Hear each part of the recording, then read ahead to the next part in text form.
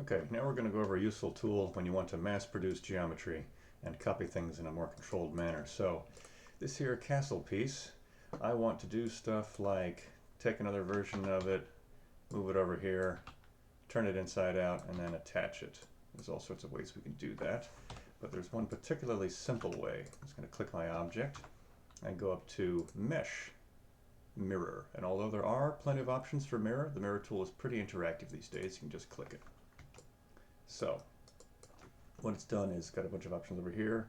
Leave cut geometry where it is. Axis position is a big deal. Right now it says world. See this little tool right here in the middle? You can click and drag that. You can see it's stretching out the castle until it's got no more castle to stretch together. So it reaches to connect it in the middle. You'll see by default this axis is right down the center of the world. It's worth sticking things in the center of your world to be able to use that 0, 0, 0 point as a fulcrum and axis and all that good stuff. I can change that if necessary to the object so it was focusing on where that pivot was. Let's leave that on world for now. And the axis is important. If, for example, this was going in the wrong direction, I wanted to, for some reason, mirror it over to the left or right instead of back and forward axis, I can see Z. Now I'm mirroring it like so. Or if I want to do something a little trippy, I can do Y, and then it's coming from below. But let's say, for example, I actually want two upside down castles stacked on top of each other and not emerging from the middle like this. Direction is important. If I hit positive, you often get something like this. You hit mirror and you get something just bizarre. But I can tell this is what I'm looking for right here. This bizarre double castle. The classic thing is that you hit mirror and what you get is something that looks like this, where you just lose most of the detail right away. Positive, negative, the axis, direction, those are important.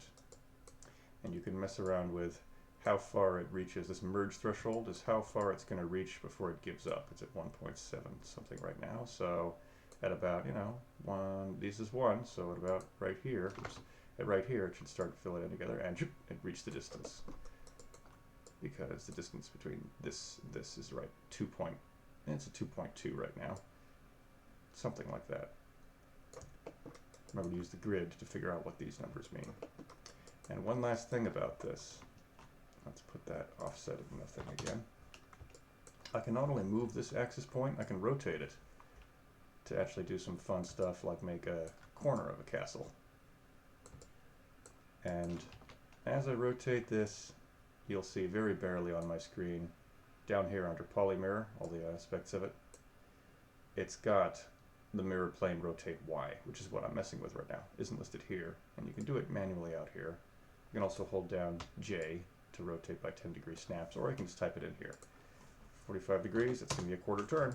That's exactly 45 degrees. And with this, and a little creative mirroring, I can start to make myself stuff like this, where I've got a corner piece. Alright, done. Delete your history. Mirror again. Oops. And now I can make a full half of a castle. Done. Delete history. Mirror again. And then one last time. There, a full castle with just a few clicks of my mirror tool. And it's kept all the detail, all the windows, all the battlements, everything. And it's one solid object. Mirror tool, very useful.